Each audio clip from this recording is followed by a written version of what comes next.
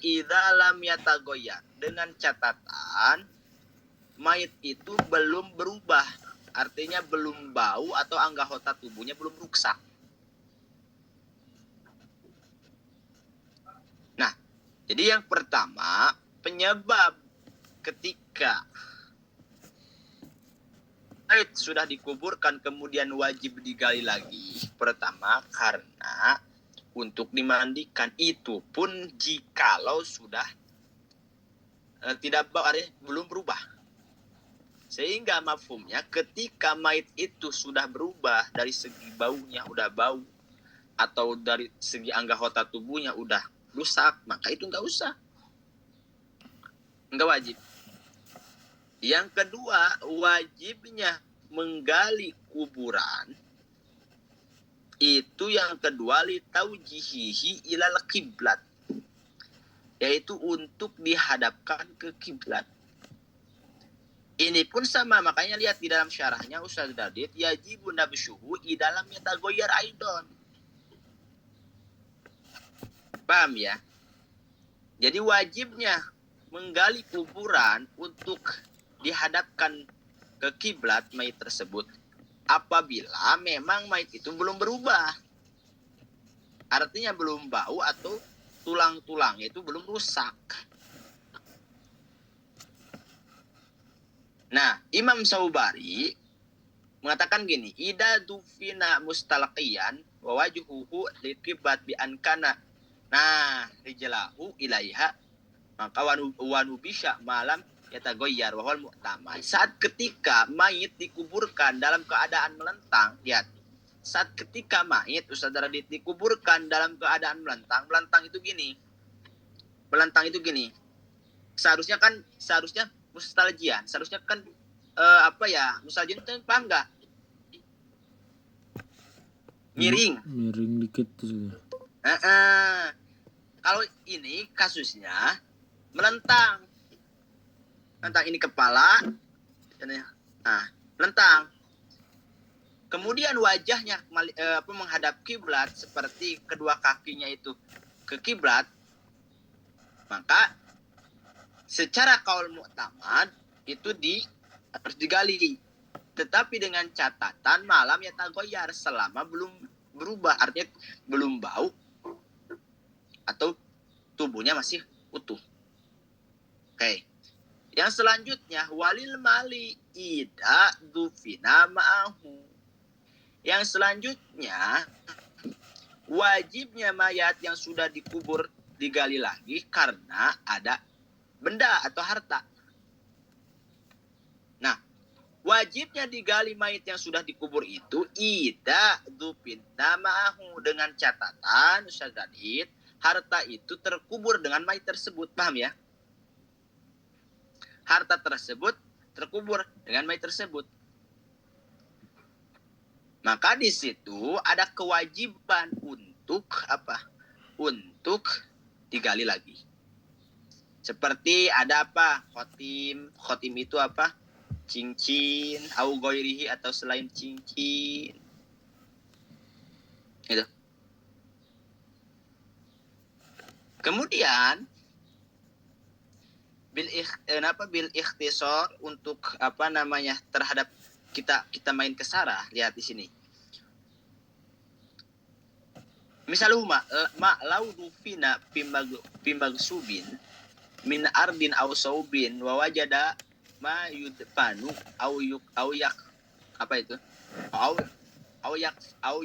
Au yukfinu fihi al-mayit fayajibu nabsuhu. Seandainya Ustaz Dadid, kalau mayit dikuburkan di dalam tanah yang digosok atau baju pakaian digosok,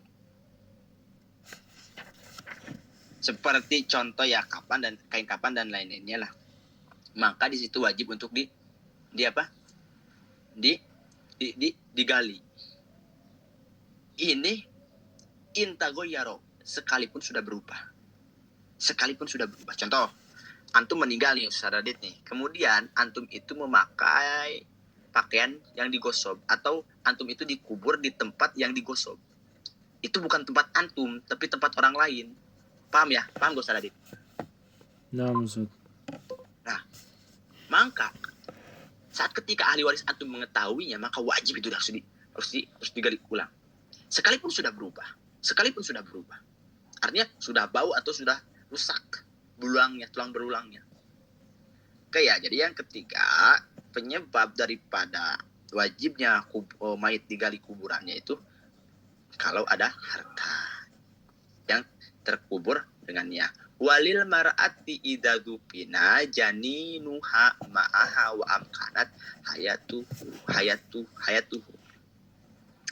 Yang selanjutnya, karena perempuan yang dimana ketika janin perempuan itu dikubur bersamanya.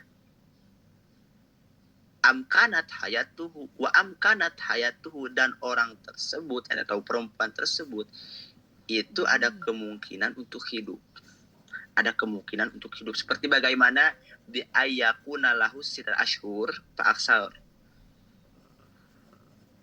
Contoh, ada perempuan Ustaz Radit, banat, dia meninggal, tapi ya janinnya itu dibawa terkubur bersama wanita tersebut, yang dimana janin itu ada kemungkinan untuk hidup. Si bayi itu ada kemungkinan untuk hidup. Seperti bayi itu di usia 6 bulan atau lebih. Maka payajib an-nabsu, maka di situ wajib untuk digali lagi. Wajib Ustaz Adit. Gitu. Paham ya?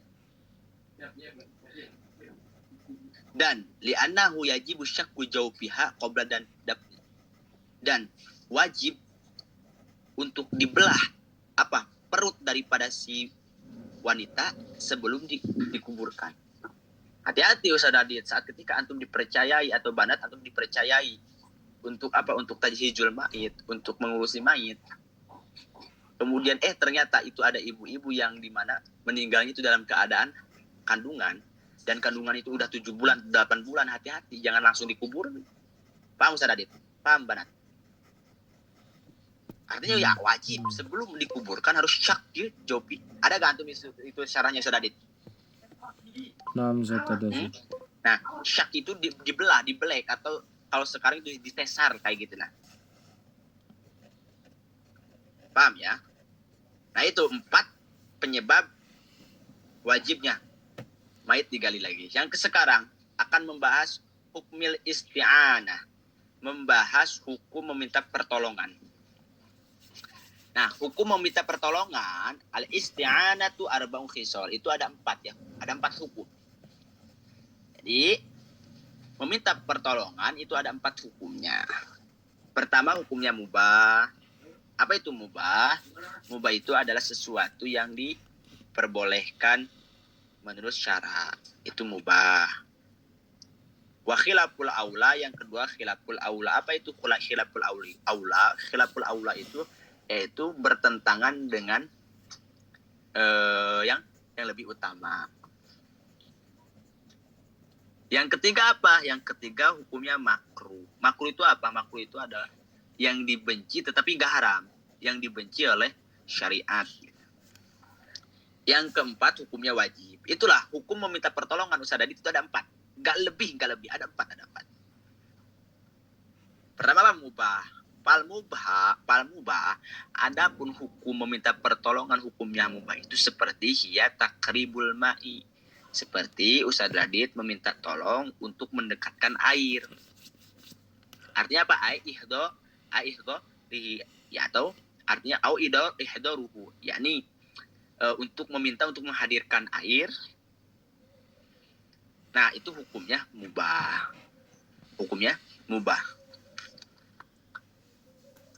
Yang selanjutnya, meminta pertolongan hukumnya itu khilaful aula. Seperti apa? Seperti hiya sobul ma'i ala nahwil mutawaddoi.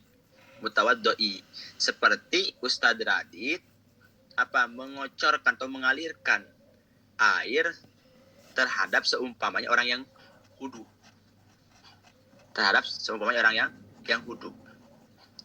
Contoh, saya wudu Ustaz Radit.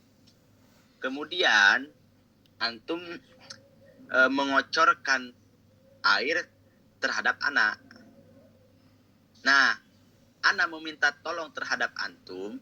Ustaz Adit coba tolong air kocorkan. Tahu kocorkan nggak? Alirkan lah, alirkan ke tubuh anak. Anak dalam keadaan sedang wudu. Maka anak meminta tolong kepada antum itu hukumnya khilaful aula. Artinya bertentangan dengan keutamaan. Lebih utama jangan meminta pertolongan. Artinya harus dengan sendirinya gitu, paham ya? Di dalam sarannya walau min ghairi ahli ibadah. Sekalipun saya meminta pertolongannya itu selain daripada ahli ibadah. Wabila tolab, dan sekalipun tanpa saya minta. Gitu. Yang selanjutnya, yang ketiga, hukum meminta pertolongan itu adalah makruh. Seperti apa? Ya liman yaghsilu a'dha'ahu. Berarti saya meminta ini makruh ini untuk orang yang dimana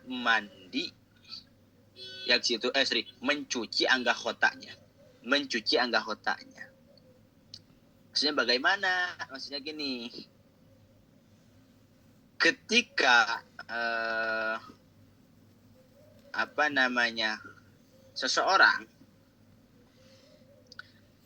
kemudian Ustadz Radit dia itu bentar.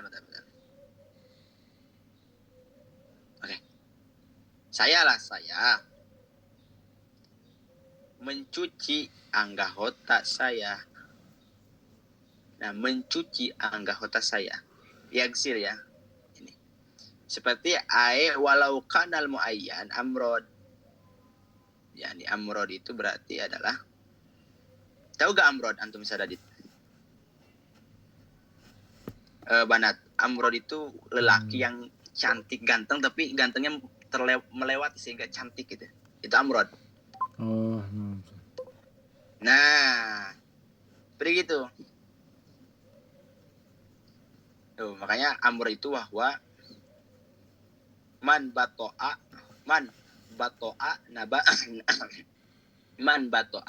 nabata sya'ri wa sya'ri wajhihi wal hurmati min wajil ukhra. Ya gitulah intinya, lelaki yang dimana lelaki itu ganteng, bingung ya untuknya ganteng, saking gantengnya ada benih-benih cantik gitu. Anda pernah gak menemukan orang seperti itu, Sadadit? Kayak orang Thailand kayak gitulah, mulus anaknya. Nah itu hukum meminta tolong untuk mencucikan anggotanya hukumnya makruh. Yang selanjutnya wal wajibatu, yang selanjutnya yang keempat hukumnya wajib seperti lil maridi ingdal ajzi. Hukumnya wajib ini seperti ini, hak atau ini untuk orang yang sakit. Untuk orang yang sakit saat ketika tidak mampu. Contoh saya sakit. Sadradit, saya sakit, saya minta tolong beliin obat. Nah, saya meminta tolong kepada antum itu hukumnya wajib. Karena apa? Karena maqasidus syariah itu salah satunya adalah hifdun nafsi, menjaga diri, paham nggak? Andai kata kalau saya tidak meminta pertolongan kepada antum, mungkin saya makin parah sakitnya. Paham saya Dadit? Paham Banat? Paham Ustaz. Oke. Kemudian Ustaz Dadit kajian mungkin saya akan 3 pasalkan ya. Sebab saya sedang ada, antum lihat ya dari SW saya ya. Sedang ada kerjaan gitu. Belum selesai ini, doakan ya semoga lancar urusan anak dan dipermudahkan rezeki anak dan intinya segalanya lah. Yang selanjutnya ini ada pertanyaan, nggak paham nggak nih hukum al-isti'anah sebelum lanjut, atau bima yun basyu lahu al-mayit. Soalnya saya nggak bakal ada pertanyaan di akhirnya. Alan, ada pertanyaan nggak?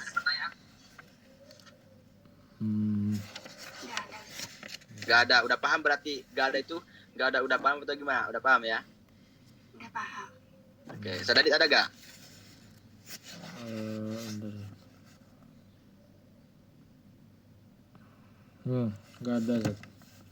Nggak ada ya. Oke, kita lanjut ya. Faslun fima tajibu fi az-zakat. Sekarang akan membahas sesuatu yang wajib untuk zakat. Apa saja sih yang harus harta yang wajib untuk dizakati? Lihat. Al-amwalu allati taljamu fiha az-zakatu sittatu anwa'in. Harta yang wajib untuk dizakati itu Sadadit ada 6 macam. Jadi ketika antum memiliki 6 macam ini, maka wajib untuk apa? Untuk dizakati. Pertama apa? Pertama an-ni'amu, maka boleh. Apa itu maknanya? Pertama an-na'amu, yaitu peternakan. Nah, peternakan itu hukumnya ini benda yang wajib untuk dizakati. Benda yang wajib untuk dizakati seperti apa? Seperti ibil, onta, bakor, atau sapi, jamus, atau kerbau, gonam, atau kambing. Itu tajibuz zakah. Itu harta yang wajib untuk dizakati. Harta yang wajib untuk dizakati, Sadadit. Pertama, syaratnya apa? Syaratnya harus nisob. Nisob itu harus tepung tahun ya. Istilahnya tepung tahun kalau bahasa Jawa. Dan ila akhir. Mungkin saya tidak akan menjelaskan karena ini saya akan langsung pada wanakdan. Wanakdani yang kedua, harta yang wajib untuk dizakati itu adalah emas dan perak ya. Makanya lihat Sadadit di dalam syarahnya wahuma, yang dimaksud nakdani itu adalah ad-dahab wal fiddah, yaitu emas dan perak. Seperti bagaimana? Seperti contoh. Nah, harta makanya di sini ada, lihat.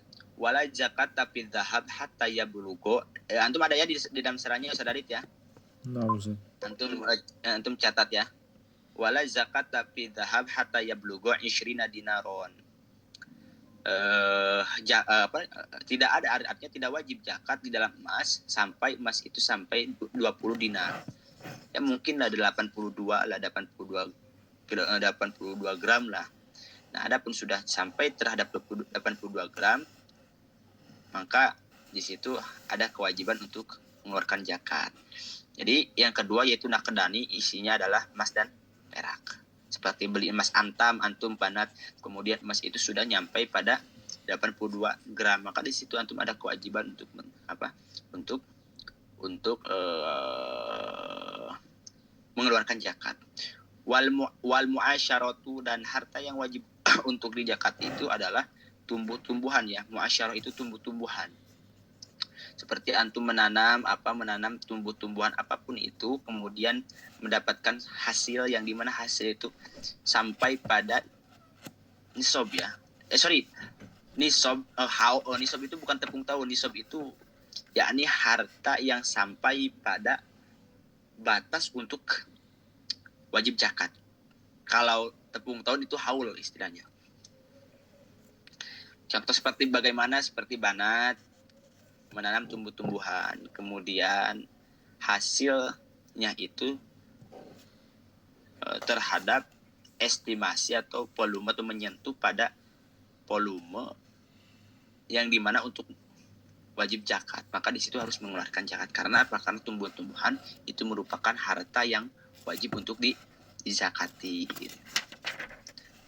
Nah, makanya lihat Sadadit di dalam syarahnya, muasyarah itu seperti apa? Wahia an-nawabit syamilah lisyajar, yaitu tumbuh-tumbuhan yang mencakup terhadap pohon, wajrai, pertanian, jari itu.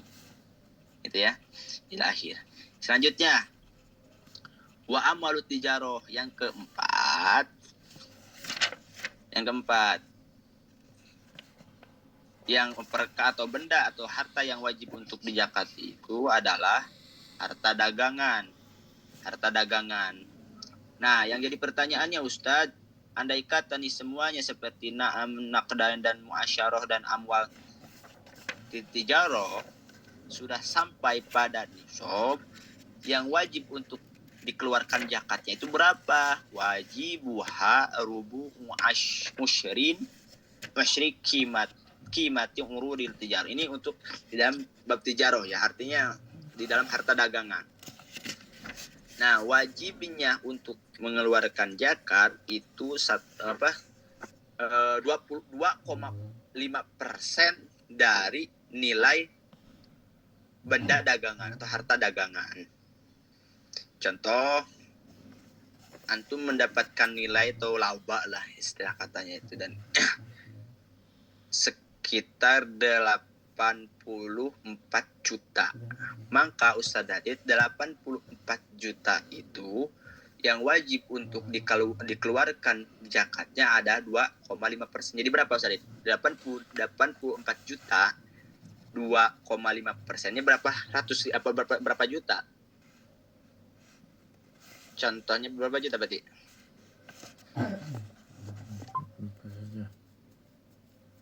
Gini lah, 100 juta contoh, andai kata uang daripada antum, harta dagangan antum itu nisabnya sampainya itu pada 100 juta, maka yang wajib dikeluarkannya itu 2,5%, berarti 2.500.000, benar gak? Nah, itu yang harus antum kasih, artinya yang wajib zakati. Warokaj yang selanjutnya yang kelima, harta yang wajib untuk dijakati itu adalah, yang dikeluarkan untuk zakat itu adalah ar-rokaj. Yakni rokaj itu adalah harta sepeninggalan jahiliyah. Makanya lihat di dalam syarahnya, wahwa bikasirro dafinil jahiliyah, yakni harta yang dikubur zaman atau orang-orang jahiliyah. Wahum min qablil Islam, sadadit ya, yakni mereka itu adalah sebelum sebelum Islam. Bahas apa itu? Iya benar. Jadi yang dinamakan rokaji itu adalah harta sepeninggalan orang-orang jahiliyah. Ustadz Radit yang menemukan harta yang dimana harta itu makanya di Mesir itu kan Ustadz Radit ya tempatnya. Andai kata antum menemukan harta tersebut yang dimana ketika menemukannya itu sampai nilainya itu sampai nisab, artinya berarti yang berupa kayak seperti apalah, emas ataupun perak pun sama. Yang dimana contoh emas itu yang antum temukan itu sadarit nilainya sampai nisab, artinya berarti sampai terhadap volume atau estimasi atau harga atau nilai yang cukup untuk mengeluarkan zakat, maka harus dikeluarkan. Berapa? Ya itu 2,5%. Wal ma'dinu, dan yang terakhir harta yang wajib untuk dizakat itu adalah ma'din. Apa itu ma'din banat? Yang dinamakan ma'din itu adalah antum menemukan harta di perut bumi, makanya ma'din itu adalah makan, yaitu tempat khalaqallah yang Allah ciptakan, fihi di dalamnya, zahaban, lihat di dalam sananya ada ya sadadit ya, zahaban emas, au pidotan atau perak. Ada sadadit di sana? Ada Zat. Ada ya. Makanya fayajibu alaman istakhroja dalika rubu usri. Halan itu pun in balago nisoban. Ada ya? Maka ketika antum musaddarit menemukan ma'din tersebut, maka wajib antum mengeluarkan zakat 1/4, berarti ya 2,5%. Jika balago nisoban, antum menemukannya itu sampai pada nilai yang wajib untuk dikeluarkan zakat. Jelas Ustaz Radit? Nah, Zat. Ada pertanyaan nggak nih? Ana udah nih terakhir nih. Ada pertanyaan nggak? Banat ada?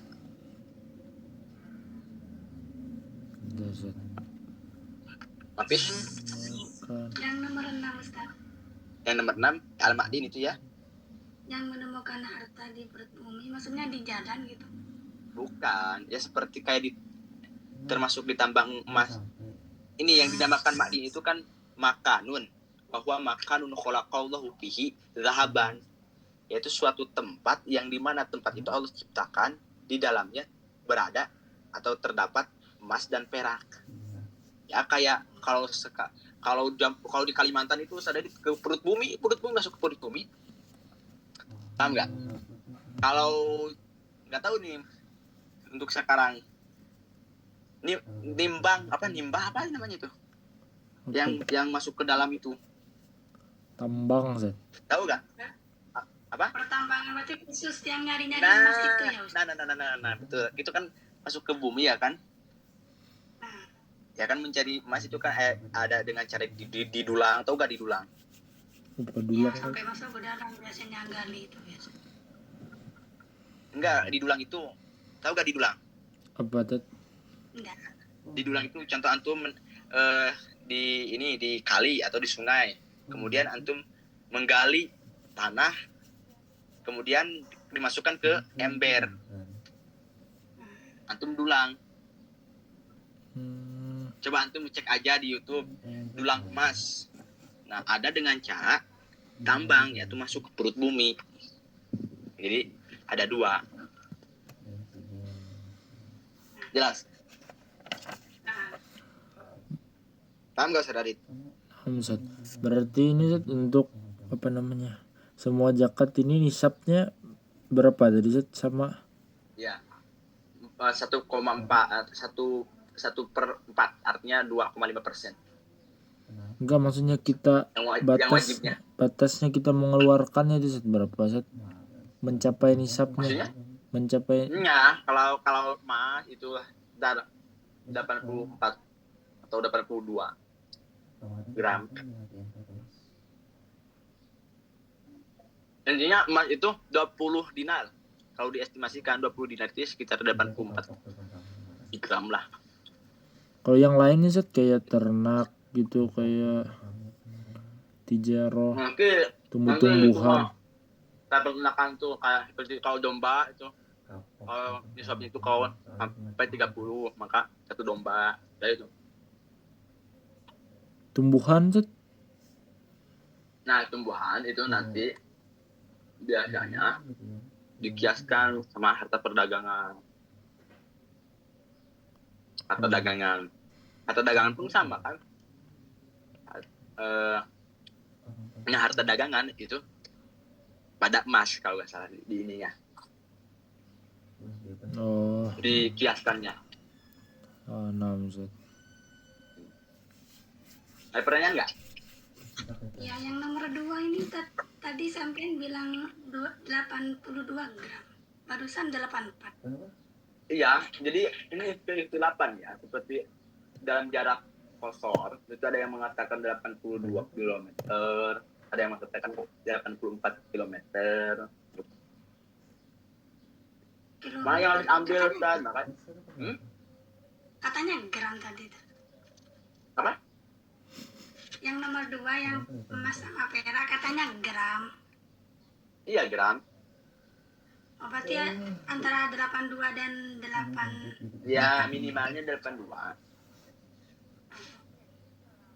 Kalau semisal kurang dari segitu, Enggak, usah belum. berarti. Iya, bukan nggak usah, harus nunggu.